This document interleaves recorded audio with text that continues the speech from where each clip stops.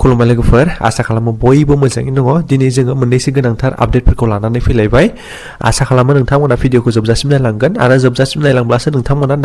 दा बै भिडिअनि टपिकफोरखौ नोंथांमोना रोखायै बुजि मोननो हागोन बिटिसिनि साख्रि गैयै लाइमोनफोरा 100 कोटी रांखौ दा मोननो थांगासिनो दङ दा बे बाथ्राया जाहैबाय थांनाय बिटिसि इलेक्शननि सिगां दा बिपिएफ पार्टिया गोबां गेरेन्टिखौ लानानै केम्पेइन खालामदोंमोन दा बै केम्पेइननि बादियै मोनसे गेरेन्टिया जाहैबाय साख्रि गैयै लाइमोनफोरनि थाखाय 100 कोटी रांखौ बाहायगोन होननानै बुंदोंमोन दा बे लेखायै 100 कोटीखौ मोननांगौब्ला दा सोरबादिया मोनगोन बेसेबां बैसो जानांगौ एबा मा सार्टिफिकेट नांगोन दा बैफोरनि फुल डिटेल्सखौ जोङो बिपिएफनि सासे दैदेनगिरिनि खुगानिफ्रायनो जोङो दा बैफोरनि गासै डिटेल्सखौ फुल डिटेल्सखौ जोङो खोनासंनानै लानो हागोन दा नोंथांमोना भिडिअखौ जोबजासिम नायलां अब्लानो दा बैफोरनि गासै डिटेल्सखौ मिथिनो हागोन गोबां इयुथ्सफ्रानो आंनाव मेसेज हरगासिनो दङ माने जोंनि इयुथ्सफोरनि 100 crore स्किमनि 2 लाख थाखाखौ बोरै मोननो हागोन मा क्राइटेरिया नांगौ बेखौ लानानै सोंहरगासिनो दङ आङो नोंथांमोननो फोरमायदों जे नोंथांमोना नेक्स्ट टाइम मोननो थाखाय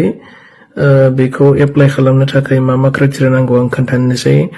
बे जाहैबाय जेनेरेल एडुकेशनेल क्वालिफिकेशनखौ जोङो मेन्डेटरि खालामाखै जायखिजाया क्वालिफिकेशन थाब्लानो एप्लाइ खालामनो हागोन किन्तु स्किल सार्टिफिकेटआ बिराद मेन्डेटरि जोङो बेखौ प्रिफारेन्स होनानै 2 लाख थाखाखौ होनाय जागोन नोंथांमोना जायखिजाया स्किल ट्रेनिं थानाय सार्टिफिकेट एग्रिकालचारनि हर्टिकालचारनि बा जायफोर लेडिसफोर दङ बिउटिशियान सार्टिफिकेट बा ट्रेनिं थानाय बेबायदि सार्टिफिकेट थाब्लानो जागोन cutting knitting embroidery trade licence computer माने ट्रेनिं लानाय सार्टिफिकेट बा जायखिजाया माने गभर्नमेन्ट इनस्टिट्युटफोरनिफ्राय स्किल डेभेलपमेन्टनि सार्टिफिकेट ट्रेनिं सार्टिफिकेट थाब्लानो 2 लाख थाखानि माबाखौ नोंथांमोना एप्लाइ खालामनो हागोन आरो बावहाय मोनसे एज लिमिट दङ बे जाहैबाय 28 निफ्राय 45 सिम जोङो नेक्स्ट टाइम एज लिमिटखौ एसे माने खमायनानै लानो हायो नामा जोङो बेखौ चिफ सारजों रायज्लायनानै जोङो बेखौ रिभिउ खालामफिनगोन थिक खालामफिनगोन आरो जोङो जेब्ला 2 लाख थाखाखौ फर्मखौ रानगोन आङो फेसबुकनि गेजेरजों नोंथांमोननो बयनोबो आङो मोनथिहोगोन नोंथांमोना पार्टी अफिसाव थांनानै नेक्स्ट टाइम माने आफ्टार इलेक्शन फर्मफोरखौ कालेक्ट खालामनो हागोन आरो फैबाय थानाय समाव 15,000 जन इयुथ्सफोरा माने बे 2 लाख थाखाखौ माने मोननो हागोन आङो नोंथांमोननो बयखौबो फोरमायबाय इलेक्शन जोबनायनि उनावनो जोङो बे माने सेकेन्ड टाइम जितु 2 लाख जोंनि आनएमप्लयड इयुथ्सफोरनो होनाय जोङो बे हाबाफारिखौ जागायगोन थैंक इउ আমার বিটিসি সরকারের 100 কোটি স্কিমৰ 2 লাখ টকাটো পাবৰ কাৰণে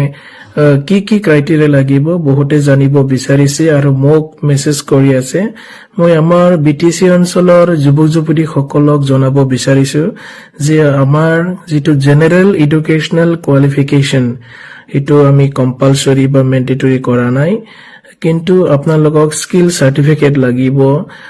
বিউটিশিয়ান বা পার্লাৰৰ training certificate cutting knitting embroidery বা কম্পিউটার সার্টিফিকেট বা agriculture training horticulture piggery fishery dairy বিভিন্ন ধৰণৰ আপোনালোকক স্কিল সার্টিফিকেট থাকিলে আপোনালোকে এপ্লাই কৰিব পাৰিব আৰু ইয়াতে এটা এজ লিমিট বয়সটো এটা সীমা বান্ধি দিয়া হৈছে হিটো হল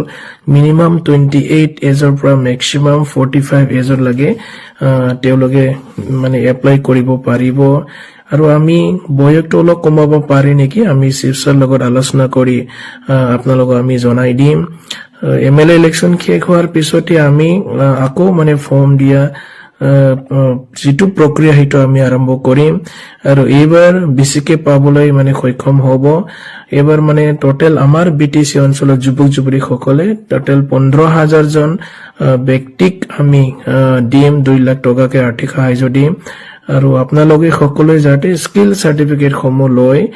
আৰু আমাৰ বিটিসি চৰকাৰৰ পৰা 2 লাখ টকাটো যাতে আপোনালোকে ব্যৱসায় কৰিবৰ কাৰণে পাবলৈ সক্ষম হয় মই আপোনালোকৰ জ্ঞাততে এই তথ্যবিলাক আপোনালোকক জনাইছো আৰু সকলোকে নমস্কাৰ যাচিছো থ্যাংক ইউ अब्ला लोगोफोर नोंथांमोना नोंथांमोननि साननायखौ दा कमेन्टनि गेजेरजों फोरमायहर अके गोजोन्थों